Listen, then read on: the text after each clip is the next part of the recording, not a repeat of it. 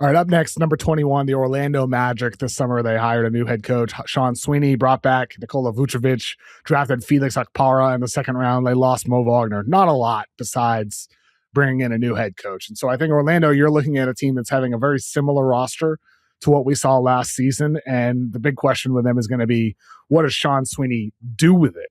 Now, but I think before we get to the Sean Sweeney aspect, number one, above all else, is the Franz Wagner Paolo Banchero combination. Are those guys finally going to click? Are those guys finally going to play a lot of minutes together? Over the last 2 seasons, those guys have shared the court for only 1,416 minutes.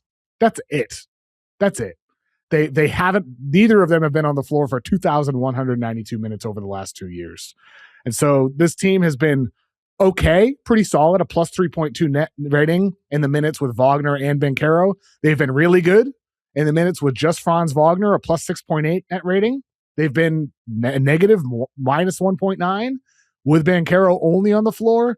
And then with neither of them, which has been a large chunk of the time, as I said, 2,192 minutes, minus 3.1 net rating.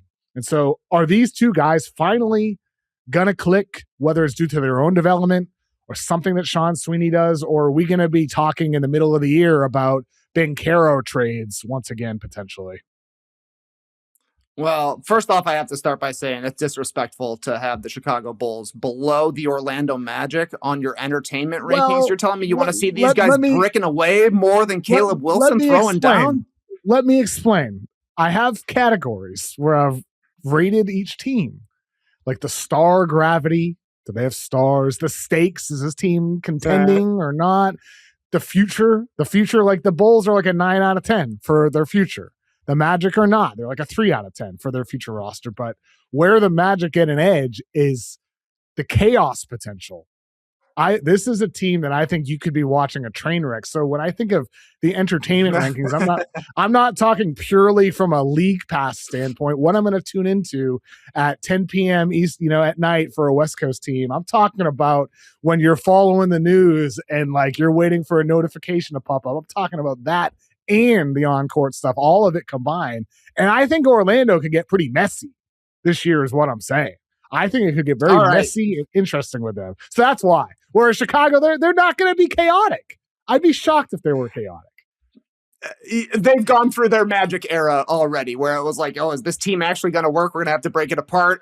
You could factor in that the Magic are actually going to be playing games that matter this season in your entertainment rankings. And like you're saying, it does feel like a crossroads season for the Magic.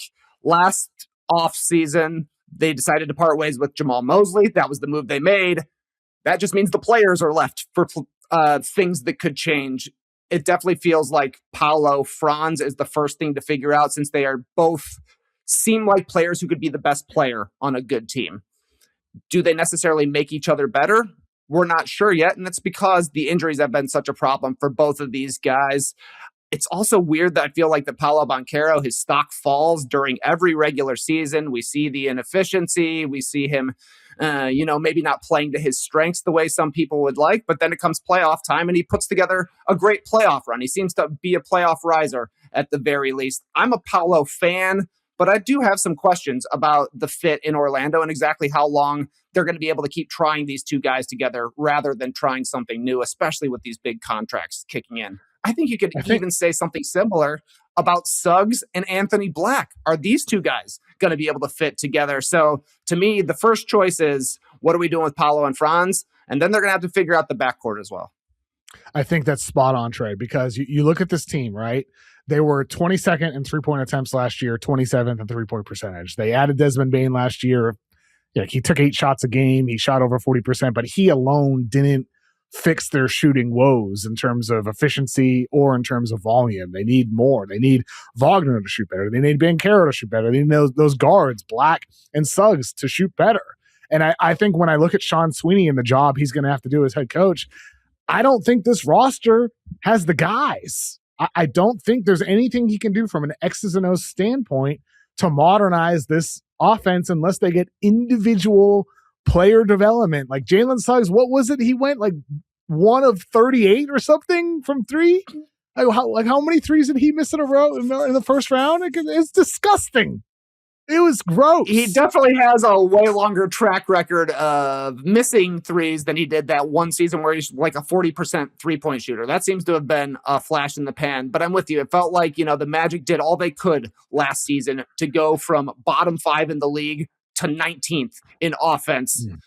Jeez. Bane did have a good middle part of the season when Paolo was dealing with some injuries, when Franz was dealing with some injuries, and they needed him to take over more of a primary responsibility, but he can't do it all on his own. One of Paolo or Franz is going to have to become a three-point shooter, and we're getting far enough into their careers where you have to think if that's a realistic outcome. I don't know.